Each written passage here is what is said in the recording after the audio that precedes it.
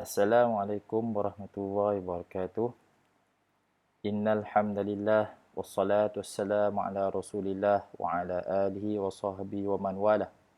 Subhanaka la ilma lana illa ma 'allamtana innaka antal alimul hakim wa la haula wa la quwwata illa billahil aliyyil azim amma ba'. Allahumma inni a'udzubika min an usyrika bika syai'an a'lamuh wa astaghfiruka lima la a'lamuh amma ba'. Alhamdulillah, syukur kita kehadrat Allah SWT kerana dengan limpah kurnianya dan izinnya kita dapat bertemu kembali di platform ini. Kita akan sama-sama membincangkan tentang pengalaman saya, Raja Muazzam Farid bin Raja Mokhtar ataupun dalam singkatannya RMF, dalam menghafaz Al-Quran. Pengalaman saya menghafaz Al-Quran kamil 30 juzuk, dan insya-Allah saya akan berkongsi dengan harapan tuan-tuan dan puan-puan akan dapat juga merasai pengalaman menghafaz Al-Quran, menjaga Al-Quran dan seterusnya, menjadikan Al-Quran itu sebagai akar dalam kehidupan kita, insya-Allah.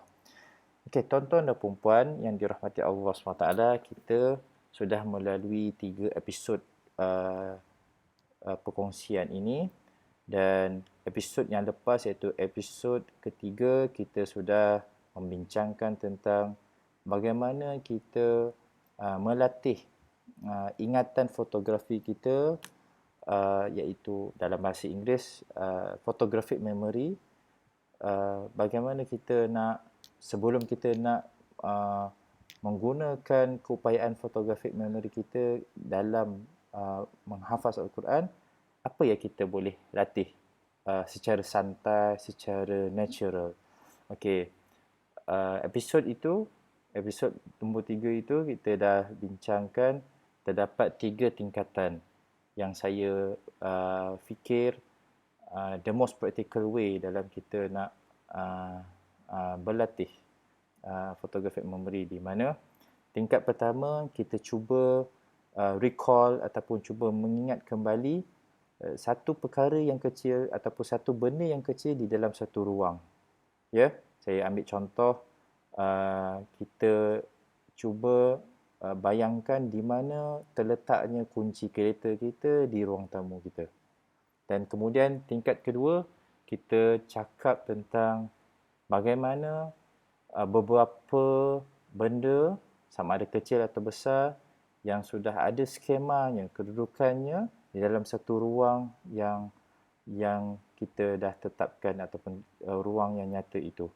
Saya ambil contoh bagaimana rupa susun atur ataupun layout plan ruang tamu saya. Di mana letaknya TV, belah mana, belah kiri ke belah kanan, sofa di mana, kapet di warna apa, dan sebagainya. Dan tingkat ketiga, kita pergi satu lagi tahap di mana kita bukan lagi cuba recall tentang benda yang, ataupun kita recall tentang satu gambaran, tetapi kita cuba recall satu proses, satu umpama satu keadaan yang bergerak. Saya ambil contoh, kita cuba recall kalau kita baru balik dari kerja. Apa kita buat? Kita letak kasut di mana? Rak kasut itu kat mana tempat dia dekat rumah kita? Dan kemudian mana kita letak beg kerja kita, letak kunci kita kat mana? Dan kemudian kita nak pergi dapur, sebelum kita pergi dapur kita akan lalui apa yang ada kat situ. Dan kemudian kat dapur pula, kalau kita minum air, mana kita letak cawan kita, mana kita nak ambil cawan, mana kita letak water dispenser kita. Semua itu adalah satu proses. Umpama kita cuba recall satu movie.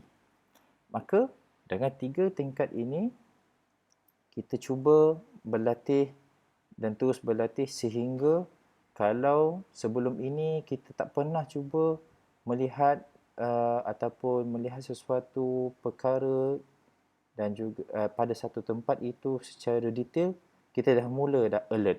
Kerana seperti mana yang saya cakap di dalam episod yang sebelum ini, every small details count dalam approach saya. Okay. Dan insya-Allah kesinambungan daripada photographic memory itu, saya juga menyentuh di mana kita akan menyentuh pada pagi ini dalam episod ini kita akan berganjak kepada satu lagi nikmat panca indera yang Allah SWT beri pada kita, dan in fact panca indera itu dia datang dahulu sebelum panca indera penglihatan kita, iaitu pendengaran. Ya.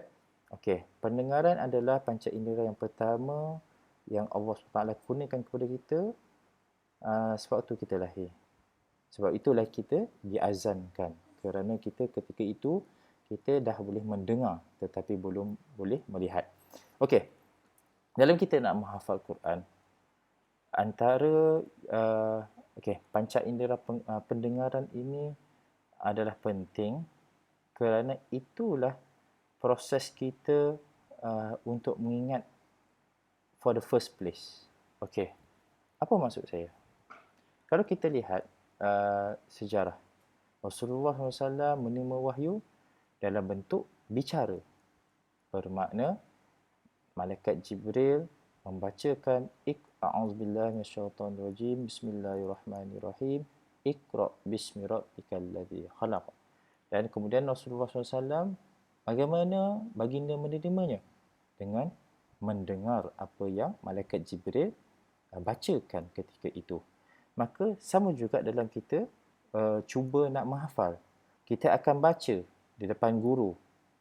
Guru akan menyemak bacaan kita. Bermakna di situ ada proses pendengaran. Guru dengar bacaan kita. Dan kemudian pada masa sama, kita pun sebenarnya mendengar bacaan kita. Okey. Setelah kita dah selesai prerequisite yang saya cakap, iaitu bacaan kita sudah tepat semuanya, flawless kita cakap, maka kita mula menghafal.